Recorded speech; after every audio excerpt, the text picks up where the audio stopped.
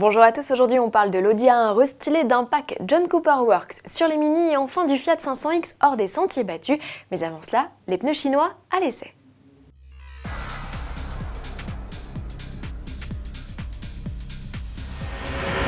Certains pneus d'origine chinoise sont jusqu'à 2 fois moins chers que ceux des marques premium. Alors faut-il s'en méfier? C'est la question à laquelle répond Autoplus cette semaine dans une enquête exclusive. Notre labo a ainsi mis à l'épreuve 3 types de pneumatiques sur le circuit de Linas-Montlhéry dans l'Essonne. Voici en images un aperçu des tests concoctés par Jérôme Fombelle, responsable du labo Autoplus, et ses premières conclusions. Pour savoir si ces pneus chinois sont vraiment dignes de confiance, nous avons effectué plusieurs tests, des mesures de freinage mesurées à l'aide d'un radar à l'extérieur de la voiture et un frénographe dans la voiture, sur sec et mouillé, et ensuite des tests de conduite sur sec et mouillé également, avec des manœuvres d'urgence, des évitements et des levées de pied à 140. Au final, ces pneus chinois sont tout à fait respectables en conduite normale sur le sec. Par contre, lors de manœuvres d'urgence comme un évitement ou sur le mouillé comme des freinages ou du roulage classique, cette fois-ci certains peuvent être particulièrement dangereux. Retrouvez les résultats complets de cette enquête exclusive Autoplus dans le numéro 1367 en kiosque du 14 au 20 novembre et sans limite de temps sur PC et tablette via les kiosques Apple et Google Play. Après le Q3 en fin de semaine dernière, c'est au tour de l'A1 de passer par la case restylage. Quoi de neuf sur la citadine?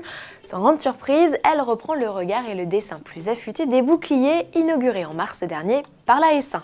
Sportif qui conserve d'ailleurs son 4 cylindres essence de 231 chevaux. En revanche, pour les versions plus civilisées, c'est la révolution question motorisation.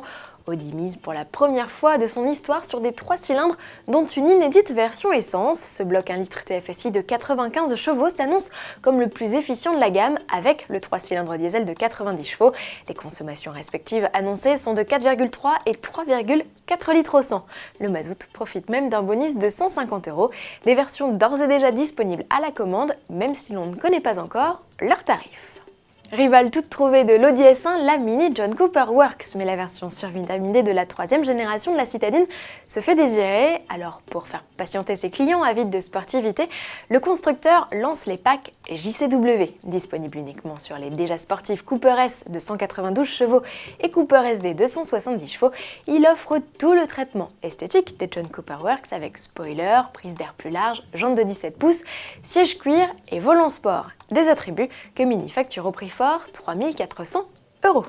Terminons ce JT par une balade en 500X. Le SUV Fiat part enfin à l'assaut des centres-villes et des petits chemins dans une toute nouvelle vidéo.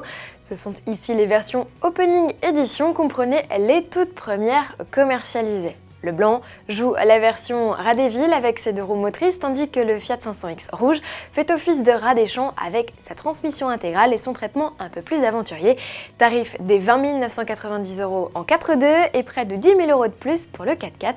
Des versions bientôt à l'essai sur Autoplus. Bon week-end à tous et à lundi.